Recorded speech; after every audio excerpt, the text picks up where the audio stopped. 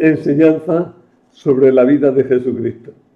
Tema 21, la transfiguración. Volvemos a las buenas costumbres que algunas veces se me pasa. Buenos días, buenas tardes o buenas noches, según me estéis oyendo. Vamos a ver si empezamos este tema que habla de la transfiguración del Señor, que es un tema muy importante. Los apuntes que tenéis, los apuntes, pues veréis que en la última página de los apuntes, es la última, la 4, tenéis estos textos así escritos. Por cierto, el dibujo de abajo, aunque no lo pongo, esta es la portada de El Salvador de Úbeda. Una bella obra, como veis. He puesto aquí, para que podamos compararlo, el relato de la transfiguración en Mateo 17:1-9, Marcos 2:1-10, 9:2-10 y Lucas 9:28b-36. Cuando pone la B siempre sabéis que es la segunda mitad del versículo. Es conveniente que tengáis a vista esta última página mientras vamos explicando el tema.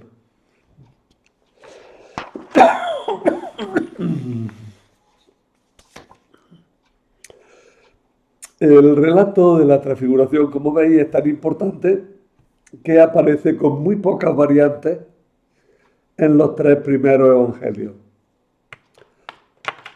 Y es aludido con toda claridad en la segunda carta de San Pedro 2:1, 16 al 17.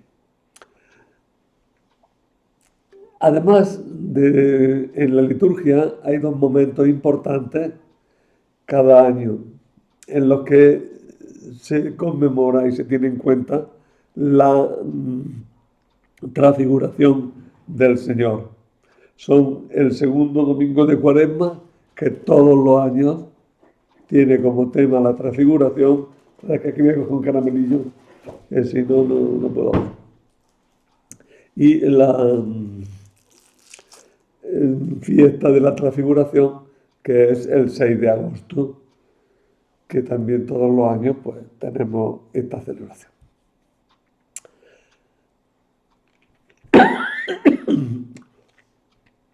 El relato tiene una doble referencia. El bautismo de Jesús, fijaros que tiene muchos elementos parecidos al bautismo, entre ellos la voz que sale del cielo y también la resurrección del Señor, la aparición gloriosa de Jesús, ¿no? En este acontecimiento de la transfiguración se nos ofrece una interpretación de toda la existencia de Cristo, enmarcada en su aspecto público desde el bautismo hasta la resurrección.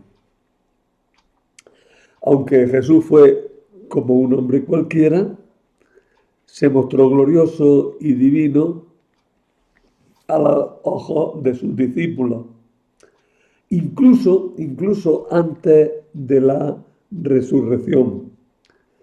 En su vida pública, en algunos momentos, los discípulos vieron la gloria de Jesús, la descubrieron profundamente.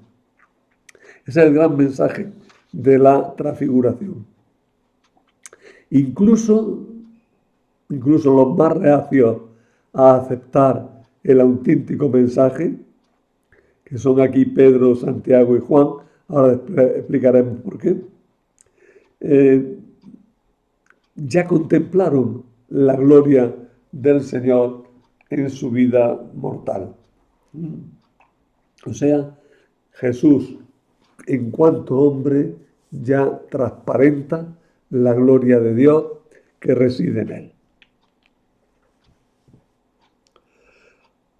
En los 3 evangelios sinópticos, inmediatamente después del relato de la transfiguración, se incluye el relato de la curación del niño poseído por un demonio al que no habían podido curar los discípulos de Jesús.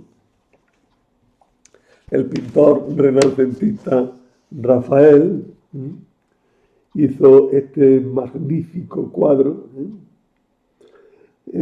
incluyó, dándole muchísima relevancia, el milagro de la cura, o más que el milagro, lo que estaba pasando mientras Jesús se transfiguraba, que los apóstoles intentan expulsar el demonio del chico y no lo consiguen. Pero fijaros que toda la mitad inferior del cuadro está dedicado a este segundo episodio. Es decir, de alguna manera se nos está diciendo que esa gloria de Dios, esa gloria de Jesús, se manifiesta en sus milagros.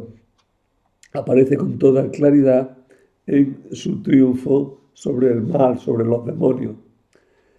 Como venimos viendo a lo largo de toda la presentación de Jesús, como podemos descubrir en la lectura de los evangelios.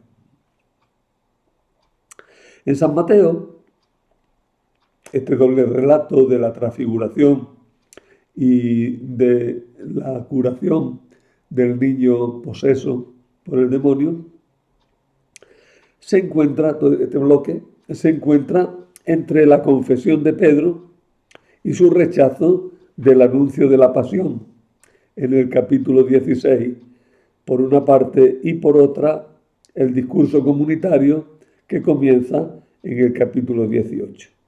Por tanto, tenemos confesión de Pedro y rechazo a la pasión por parte de Pedro. Y tenemos luego la transfiguración, la curación del niño poseso y a continuación, definitivamente, el discurso comunitario, o sea, el discurso en el que Jesús da las normas, las líneas de una actuación eclesial. En Marcos también encontramos un contexto muy semejante y se insiste con mucha fuerza en la postura negativa de Pedro ante el anuncio de la pasión. Por fin, Lucas también coloca este doble relato a continuación de la confesión de Pedro y su negativa a aceptar la pasión del Señor. Pero Lucas, a continuación del bloque que consideramos, pues no trae ya un discurso comunitario, sino que trae la subida del Señor a Jerusalén. Inmediatamente empieza esa subida de Jesús a Jerusalén. Si os fijáis en el comienzo del relato, veréis que los tres comienzan fechándolo. Mateo, 6 días más tarde, Jesús tomó consigo a Pedro. Marcos exactamente igual. 6 días más tarde, Jesús tomó consigo a Pedro. En cambio, Lucas dice la fecha de una manera distinta. Unos 8 días después de estas palabras, tomó Jesús a Pedro. Bien. Esa fecha enlaza la transfiguración con lo que se había narrado anteriormente. Los 6 días nos hacen pensar en los días que duraba la fiesta de los tabernáculos. Nos hace pensar en los días de la creación y sobre todo en el día de la crucifixión, que fue un día sexto, un viernes. No olvidéis que la semana empieza el domingo. En un día sexto muere el Señor en la cruz, que es el mismo día de la creación del hombre.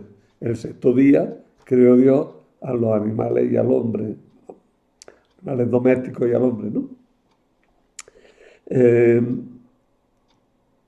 Jesús es el Mesías y se muestra glorioso y divino en su muerte en la cruz, que da lugar a un hombre nuevo. Es decir, poniendo esa fecha, San Marcos y San Mateo nos remiten a la crucifixión como el lugar de la gloria de Dios, de la gloria de Jesús. También ahora vemos como que están en el monte, pero un momentillo antes. Todos estos temas son muy queridos de Marcos, que los retoma en momentos fundamentales de su relato. San Lucas, sin embargo, sitúa el acontecimiento unos 8 días después de estas palabras. Estas palabras son el primer anuncio de su pasión y el octavo día el de la resurrección, que se sale ya de la semana porque con él empieza un tiempo nuevo, ¿no? Entre los cristianos fue frecuente llamar al día de al domingo de resurrección el octavo día. Ya se ha acabado una semana, la semana del mundo, y se llega a la plenitud total en el octavo día, un día que ya se sale de la semana y crea una situación nueva. Como veis, la alusión también a la pasión es clara en Lucas, que luego la va a intensificar dentro en el relato. La escena se sitúa en un monte y el monte indica que salimos del mundo profano. Los montes en la antigüedad siempre son una referencia a la morada de Dios. Es muy propio, sobre todo de la cultura mediterránea y de los países que están en el entorno del Mediterráneo, el ver a los montes como lugares preferidos de la presencia divina, ¿no? Recordad un poco yo el Salmo, levanto mis ojos a los montes, ¿de dónde me vendrá el auxilio? ¿No? Y recordar los montes donde Dios se manifiesta en el Antiguo Testamento, sobre todo el monte Sinaí. También la oración apunta en este sentido, es decir, el monte y la oración nos sitúan en un ámbito divino. La vestimenta se vuelve blanca, otra alusión importante. El blanco es el color de Dios, de lo divino, el color de la luz. Su vestimenta blanca refulgente es el color de la divinidad, el color de lo más luminoso. El blanco de Jesús es absolutamente divino. Insisten en que es más blanco de lo que se puede conseguir, ¿no? Como ningún batanero del mundo puede dejarlo. No hay lavadora, no hay detergente que pueda dejar un blanco tan clarito, tan limpio. No hay nada humano que pueda llegar a una expresión tan clara de la divinidad. El blanco de Jesús es absolutamente divino.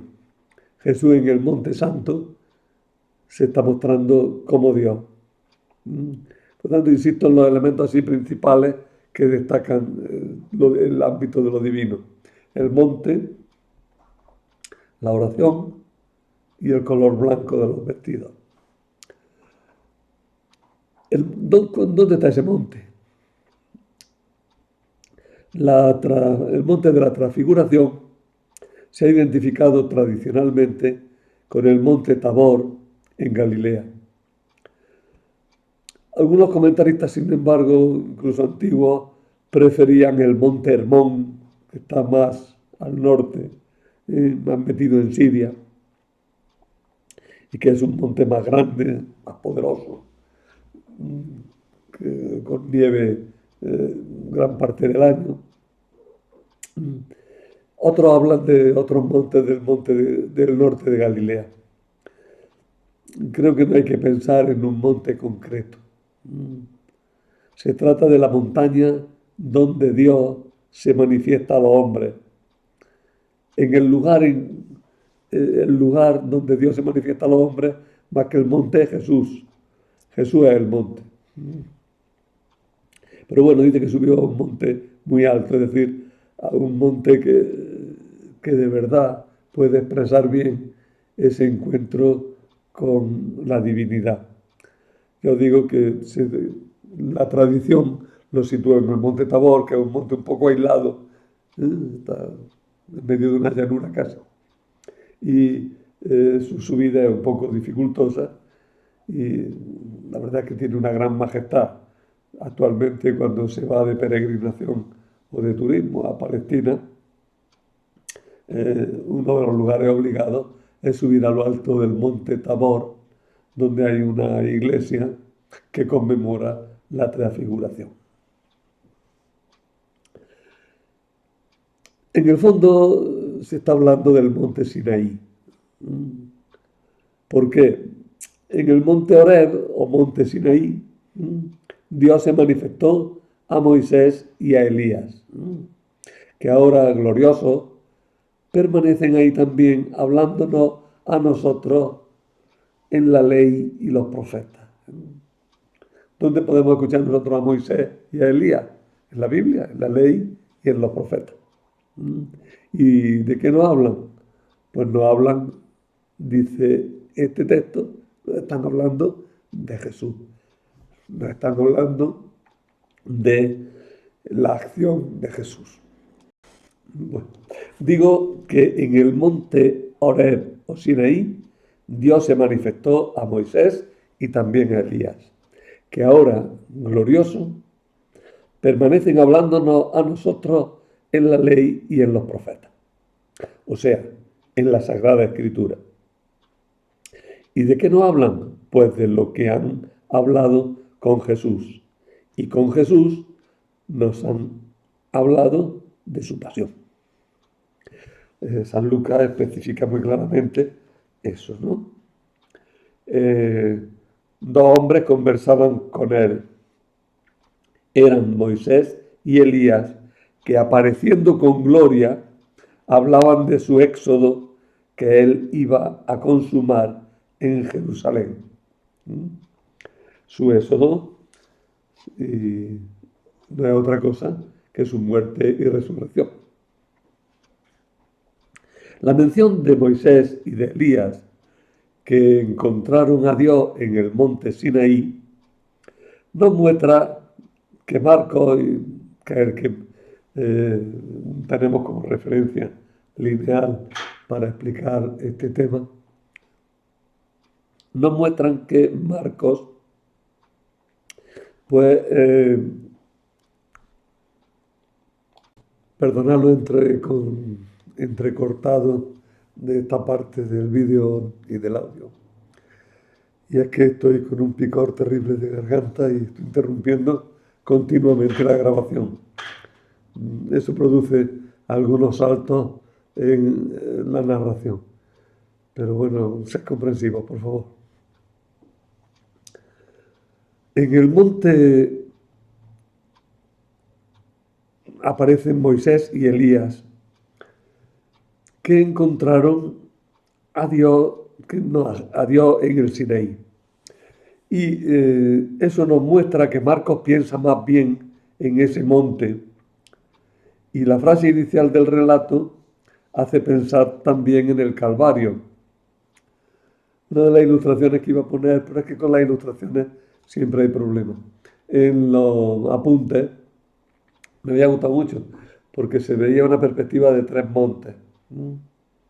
En primer plano la transfiguración, en segundo plano se ve el Calvario y en tercer plano el monte Olivete, desde donde sube el Señor al cielo. Creo que refleja muy bien los tres planos. Todavía adelante tenía que haber puesto el monte Sinaí, donde Dios se manifestó a Moisés y a Elías.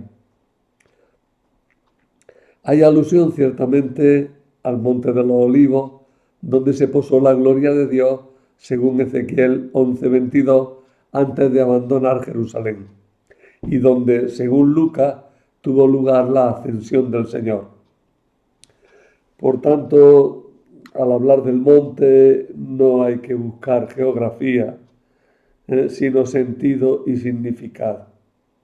El ámbito de lo divino se expresa mediante la subida al monte.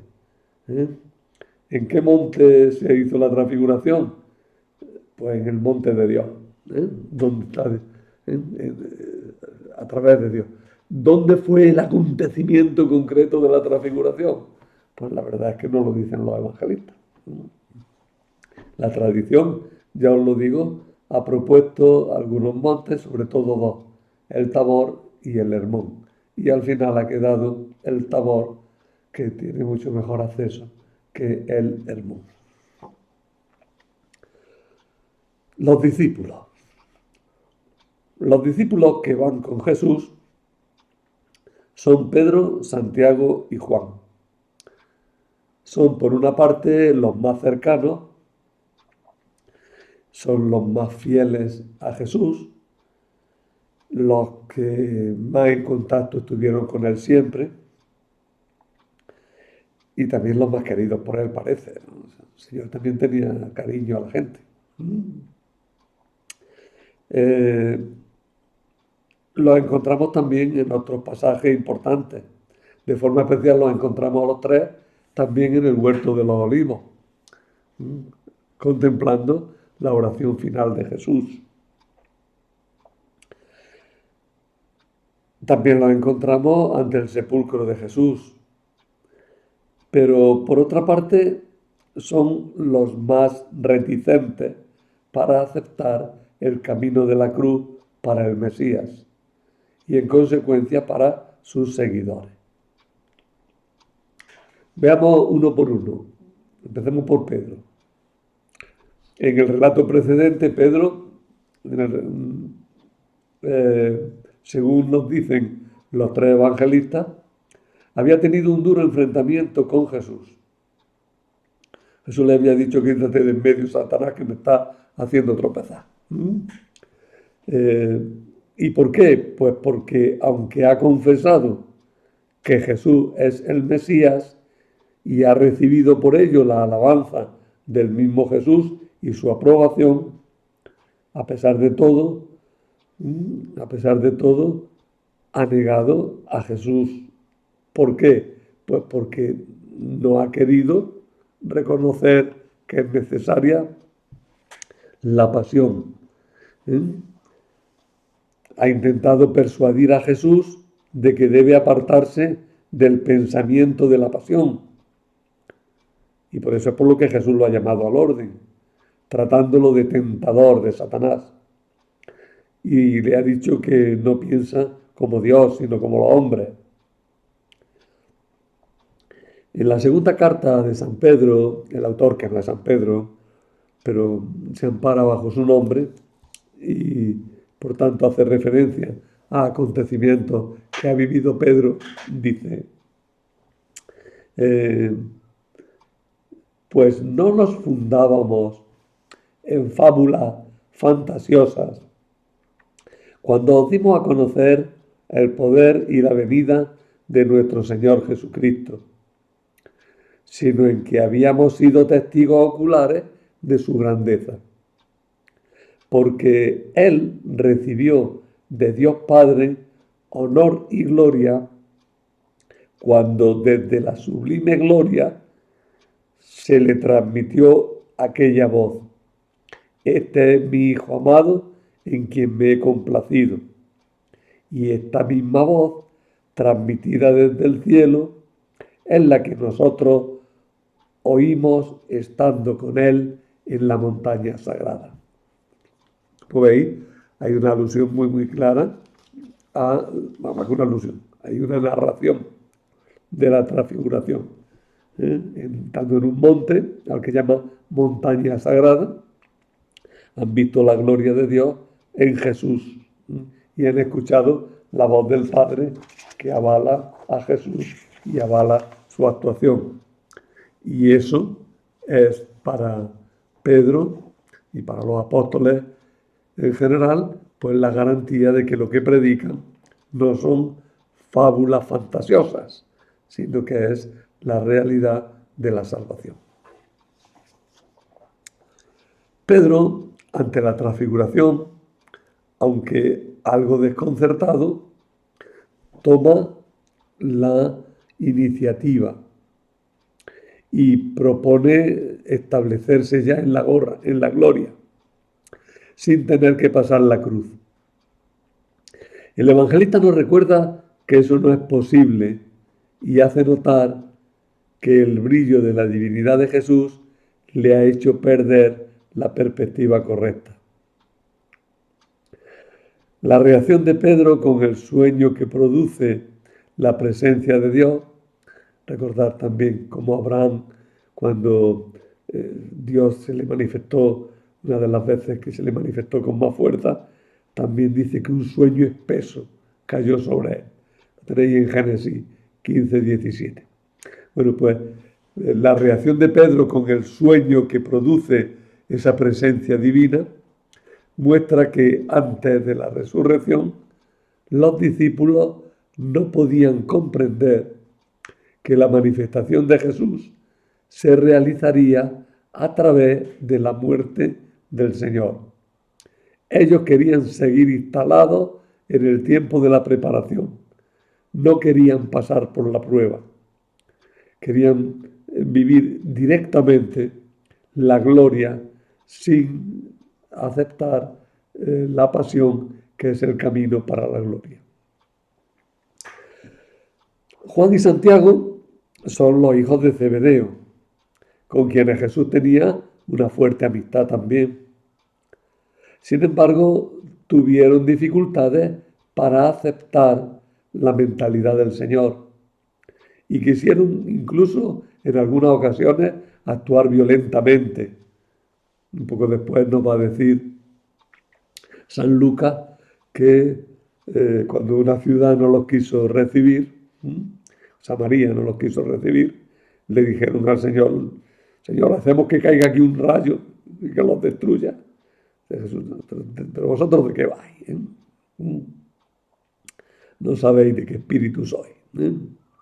Bueno, hasta ese temperamento violento es el que hizo que Jesús les diera el mote de los truenos, los hijos del trueno, Boanerges, a Santiago y a Juan. Ellos además entendieron el reino de Dios de una forma política muy cruda. Querían ocupar los primeros puestos en el gobierno que Jesús fundaría cuando fuera rey Mesías, ¿no? Por eso, según un evangelista, ellos mismos y según otros, su madre, le pidieron al Señor que ellos fueran los primeros ministros, se sentaran a la derecha y a la izquierda del Señor cuando Él fuera rey.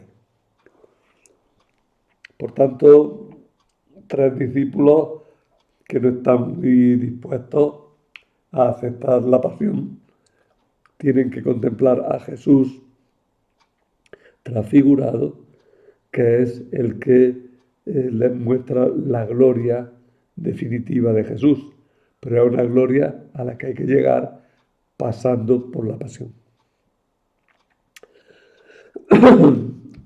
Los vestidos de Jesús brillaron de puro blanco. Ya hemos dicho que el blanco es el color de lo divino. Jesús está mostrando claramente su divinidad. Moisés y la ley y Elías son la ley y los profetas.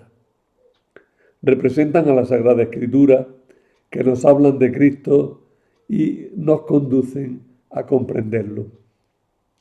Él, por su parte, nos hace comprender el verdadero sentido de la Escritura. Entre el Antiguo Testamento y el Nuevo Testamento, ahí se apoyan mutuamente, ¿no? Hay un ir y un venir. El Antiguo Testamento nos habla de Cristo y el Nuevo Testamento nos hace darnos cuenta de que el Antiguo Testamento nos habla de Cristo. A la muerte y resurrección de Jesús se la llama éxodo, ya hemos aludido a ello, o sea, salida. Lo mismo que los israelitas salieron de Egipto en la Pascua, siguiendo a Moisés para llegar a la tierra prometida, así Jesús sale de este mundo para llevarnos al mundo nuevo a los que creemos en él. Moisés. Moisés es considerado como el autor de los 5 libros de la ley: Génesis, Éxodo, Levítico, Números y Deuteronomio. Fue el dirigente que sacó a Israel de Egipto, recibió la ley en el monte Sinaí y lo condujo por el desierto hasta la tierra prometida.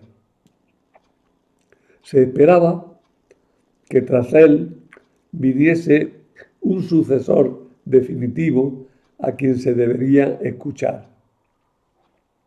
En Deuteronomio 18:15 leemos: el Señor tu Dios te suscitará de entre los tuyos, de entre tus hermanos, un profeta como yo.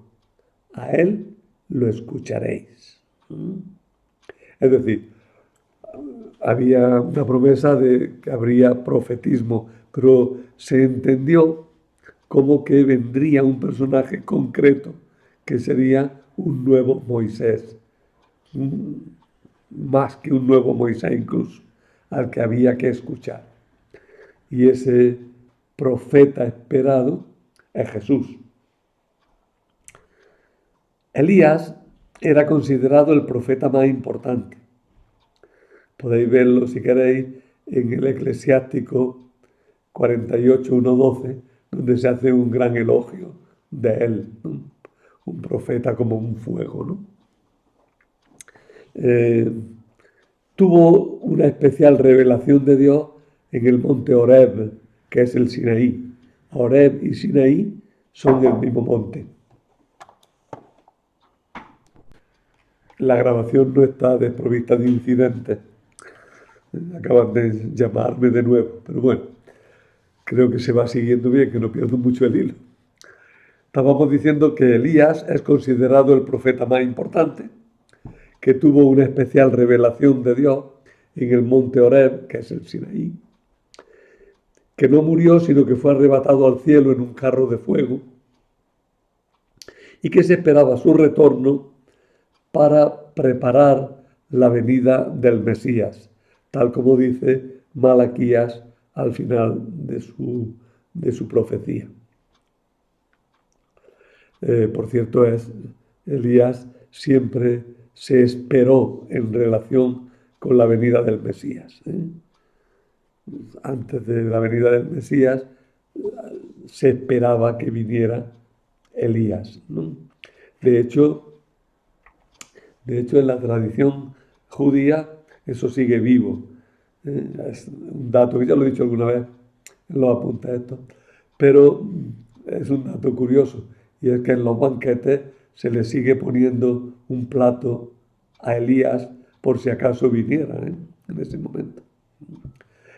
Pero no es solamente los judíos, también en la tradición cristiana, aunque se habla menos de ellos o nada de ellos, pero yo recuerdo de pequeño que sí que estaba bastante viva esta idea, y oíamos con frecuencia que antes de que llegara el fin del mundo, vendrá Elías y abrirá el camino a la presencia definitiva del Mesías, que es Jesús. Es decir, esta vuelta de Elías sigue activa en la tradición tanto judía como eclesial. Se habla aquí también de la nube. Igual que en el Éxodo, la nube es signo de la presencia de Dios. Es la voz de Dios mismo. Podéis recordar el Salmo 2:7 y Isaías 42:1, donde se habla de hijo mío eres tú, o también tú eres mi hijo en quien me complazco, ¿no? Dios desde la nube avala a Jesús, el hijo y elegido de Dios, como Mesías, y nos invita a escucharlo. Es decir, a aceptar lo que Él nos propone, aunque nos resulte escandaloso, como le resultaba escandaloso a San Pedro. Cuando llegue la pasión, habrá que recordar la gloria de Jesús para que podamos entender su sentido y no nos pase como se nos cuenta que les pasó a los de Emaús, que la pasión los escandalizó tanto que incluso el anuncio de la resurrección no les caló. El escándalo de la cruz fue tremendamente fuerte.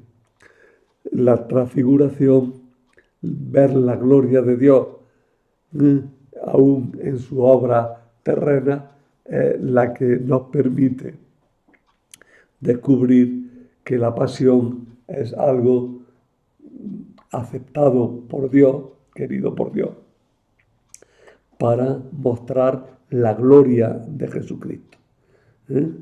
Es el gran misterio cristiano. A través de la pasión descubrimos a Dios. Cuando llegue la pasión, habrá que recordar la gloria contemplada previamente. Ese es el mensaje de la Sagrada Escritura que han traído Moisés y Elías. Esa es la voz del Padre que avala la entrega de Jesús en la cruz. Y nos quedan las palabras del Padre. Las palabras de Dios Padre son semejantes a las del bautismo. De hecho, ya os he dicho al principio que el relato de la transfiguración tiene como una referencia previa el bautismo, donde Jesús también es avalado desde la nube con estas palabras que nos dicen que Jesús es aquel a quien tenemos que escuchar, aquel que está lleno del Espíritu de Dios, aquel que nos va a llenar también a nosotros de ese Espíritu. Las palabras del Padre son semejantes a las del bautismo y son las mismas en los tres evangelistas, aunque Marcos y Mateo dicen amado, mientras Lucas dice elegido. Pero aparte de ese detalle, que es importante como todo, pero fundamentalmente son idénticas. Ponen las cosas en su sitio. Es Jesús y nuestros prejuicios quien tiene que marcar el camino. A Jesús como profeta anunciado en Deuteronomio hay que escucharlo. Insisto en que, fijaros, Pedro había preferido, en el relato anterior, había preferido escuchar sus prejuicios y por eso se había opuesto al anuncio de la pasión de Jesús. La transfiguración viene a decirle que es Jesús con su gloria la que marca el camino y el camino pasa por la pasión. Al discípulo le toca no obstaculizar ese camino de Jesús, sino ponerse detrás de Jesús y recorrer con Jesús ese mismo camino. El final del relato nos va a hablar de la vuelta a la realidad. Esa vuelta a la realidad se ha demostrado ser la auténtica, se ha demostrado que no es la auténtica verdad. La auténtica verdad es lo que han visto en el monte. Es decir, la apariencia es lo que nosotros estamos considerando como realidad, pero la verdad profunda es lo que apareció allá en el monte en un momento de gloria, ¿no? Bueno, pues la vuelta a la realidad que se ha demostrado ser la apariencia cierra el paréntesis de la iluminación y devuelve a la vida ordinaria. Cuando levantaron la vista, estaba solo Jesús con ellos. Dice, ¿no?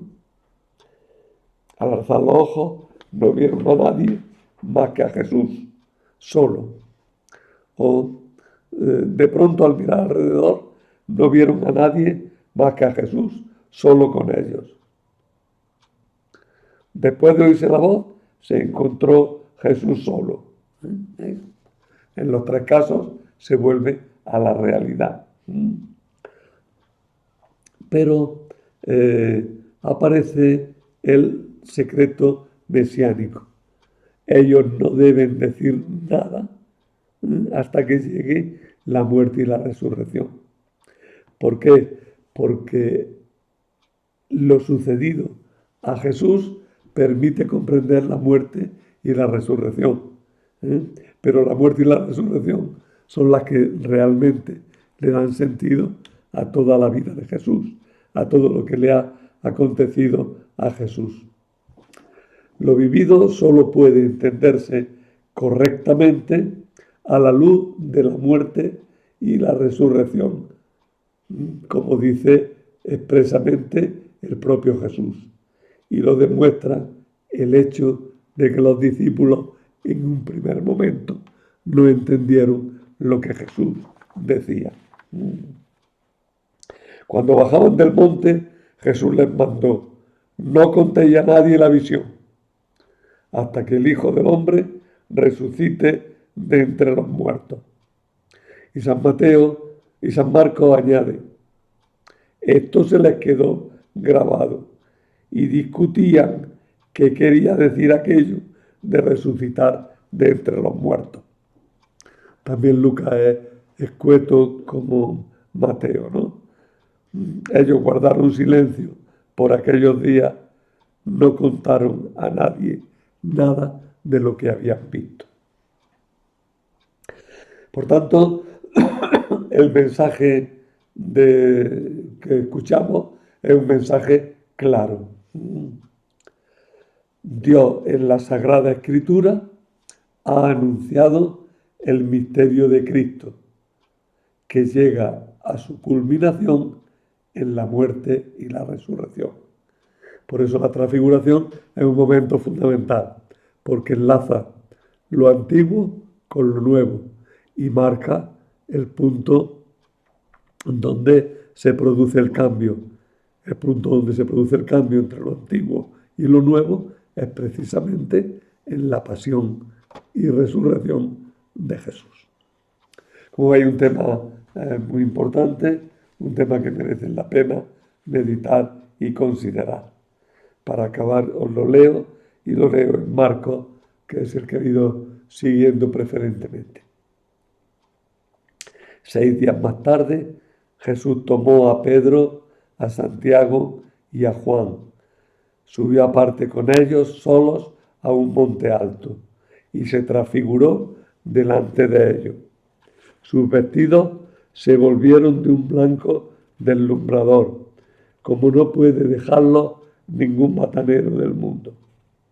Se les aparecieron Elías y Moisés conversando con Jesús. Entonces Pedro tomó la palabra y dijo a Jesús: Maestro, qué bueno es que estemos aquí.